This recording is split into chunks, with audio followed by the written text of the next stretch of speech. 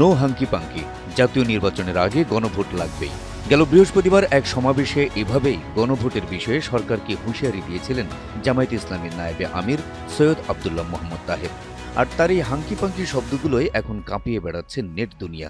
সেই সাথে তাকে সমালোচনায় ভাসাচ্ছেন রাজনৈতিক ব্যক্তিসহ বিভিন্ন শ্রেণী পেশার মানুষ। জামায়াতের নায়েবে আমিরের এই নো হাঙ্কি পাঙ্কির সমালোচনা করেছেন বিএনপির যুগ্ম মহাসচিব শহীদউদ্দিন চৌধুরী এনি। তিনি নো হাঙ্কি পাঙ্কি এটা কোনো রাজনৈতিক ভাষা হতে পারে না বলে মন্তব্য করেছেন। তিনি বলেন, জনগণ এই বক্তব্য পছন্দ করেননি। রাজনৈতিক ভাষা এমন হওয়া উচিত নয় যা সাধারণ মানুষ উপহাস বা অবজ্ঞা করে। শুক্রবার দুপুরে লক্ষ্মীপুর জেলা শ্রমিক দলের নবগঠিত কমিটির পরিচিতি সভায় প্রধান অতিথির বক্তব্যে তিনি এই কথা বলেন। এদিকে আবদুল্লাহ মোহাম্মদ তাহেরের নো হাঙ্কি পাঙ্কির সমালোচনা করেছেন বিশিষ্ট সাংবাদিক মাসুদ কামাল।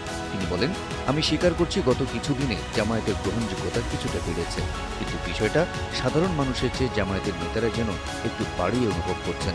আর এই অতিরিক্ত আত্মবিশ্বাসের কারণে তাদের কথাবার্তায় কোনো ভারসাম্য থাকছে না। তিনি বলেন, আপনারা কাকে হুমকি দিচ্ছেন?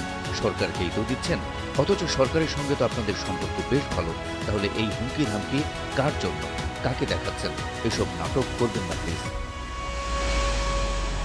এছাড়াও আবদুল্লাহ মোহাম্মদ তাহেরের নো হাঙ্কি পাঙ্কি নিয়ে সামাজিক যোগাযোগ মাধ্যমে নানা ধরনের কন্টেন্ট তৈরি করছেন বিভিন্ন কন্টেন্ট ক্রিয়েটররা। কমেন্ট বক্সে দেখা মিলছে নানা ধরনের চটকদার ও নেতিবাচক মন্তব্য।